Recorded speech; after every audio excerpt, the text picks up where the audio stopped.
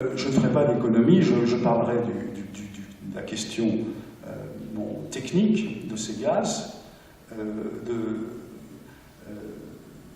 dont le potentiel, mais toujours d'après des chiffres américains, serait important dans des pays comme la France, la Pologne ou d'autres bassins sédimentaires que vous voyez sur cette carte. Alors en France, deux zones a priori favorables ont été identifiées.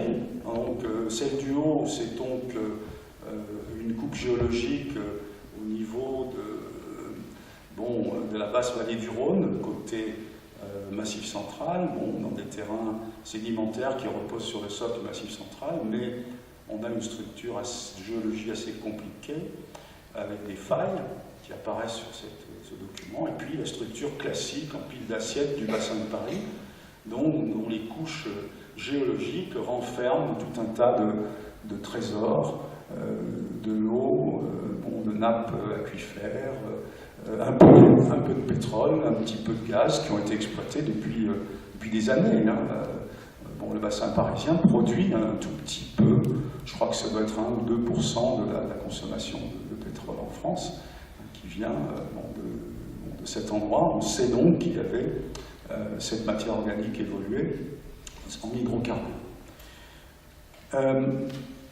La fameuse méthode d'exploitation par la fracturation hydraulique. Alors permettez-moi de m'y attarder un petit peu, parce que je suis mécanicien des roches et je voudrais vous expliquer un petit peu que cette technique existe d'abord depuis très longtemps, et je vous extrais là un système qui n'est pas forcément employé pour le pétrole, mais pour la recherche scientifique, pour mesurer les contraintes dans les massifs rocheux. Alors le principe de la fracturation hydraulique, vous le voyez dans un forage, on va isoler grâce à ces deux cellules ici qui sont des obturateurs gonflables, on va isoler donc une certaine hauteur dans le forage et on va monter la pression dans cette zone jusqu'à une certaine valeur. Alors soit cette valeur est capable de créer une nouvelle fracture à cet endroit qui n'en avait pas avant, c'est ce qu'on appelle la fracturation hydraulique au sens strict.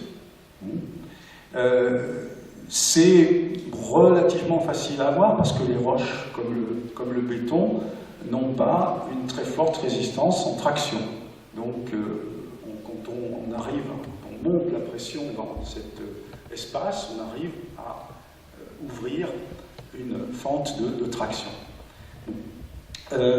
Lorsque le milieu est déjà fracturé, alors dans ce cas-là, je ne sais pas si ça se ressort, ça c'est la courbe, et le pic correspond donc au fait que l'on a fracturé la roche.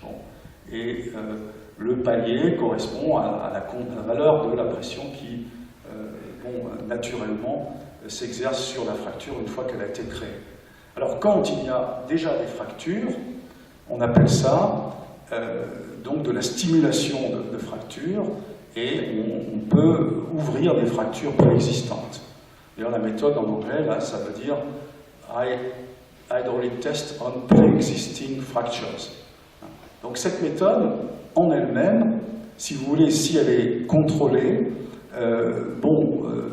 toute méthode présente évidemment un certain nombre de risques, mais ce n'est pas une arme de guerre, ce n'est pas quelque chose d'effrayant, et ça existe depuis 30 ou 40 ans, et si ça n'existait pas, on n'aurait pas eu tout le pétrole et le gaz qu'on a eu jusqu'à maintenant.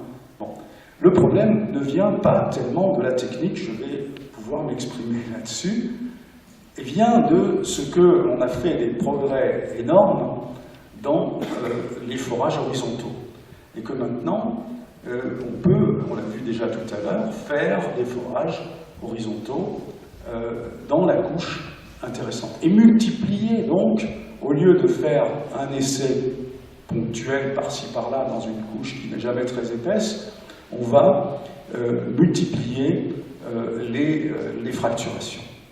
Alors ça peut être des fracturations nouvelles, c'est de la fracturation ionique, ou de la stimulation de fracture de la nuance. Et peut-être on essaye de nous faire croire qu'elle est subtile, mais elle n'est pas tant que ça. De toute façon, les risques associés sont du même ordre. Donc, le problème vient non pas de la fracturation hydraulique en elle-même, mais de la possibilité de multiplier. Alors maintenant, à partir d'un site, vous pouvez faire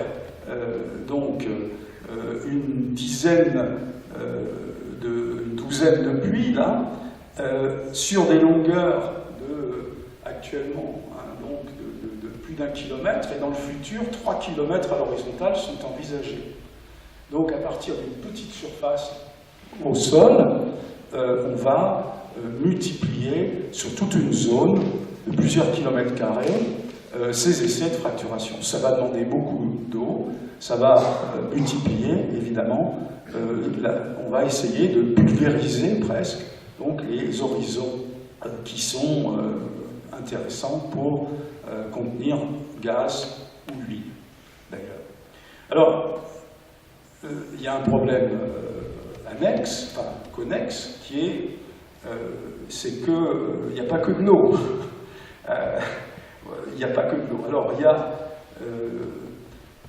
des céramiques ou du sable dont, là, si vous voulez, l'innocuité pratiquement certaine, l'idée, c'est très clair, c'est d'envoyer des petits grains de sable dans les fissures qu'on a ouvertes pour les empêcher de se refermer complètement. Bon, c'est pas ça le véritable problème.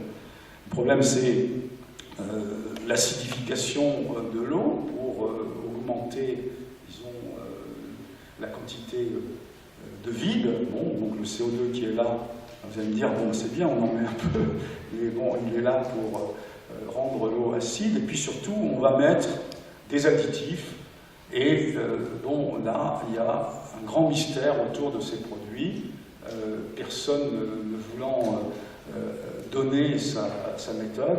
Bon, ce sont des flocculants, des déflocculants, des produits, bon, peut-être certains sont-ils compatibles avec l'environnement, encore que ce soit démontré. En tout cas, on ne sait pas très bien.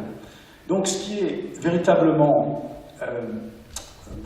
problématique, c'est ces problèmes de multiplication de la fracturation sur des grandes surfaces, et bon, les impacts environnementaux sont très forts. Donc sur les paysages, bon, alors on a ce spectacle des États-Unis, un pays qui n'a pas du tout la même occupation du sol qu'en Europe, c'est évident. Bon, les problèmes de l'eau, il en faut quand même beaucoup. Et puis, ces séismes induits et ces risques liés aussi à des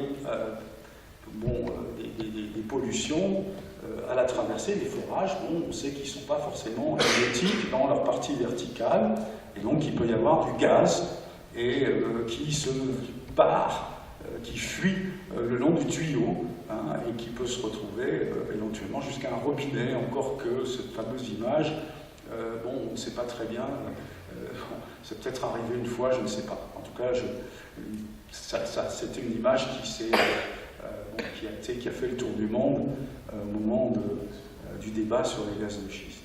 Alors, tout ça pour pas très longtemps, puisque tout le monde vérifie déjà aux États-Unis qu'un puits, vous avez donc la production en fonction du temps, et on voit que ça chute très rapidement.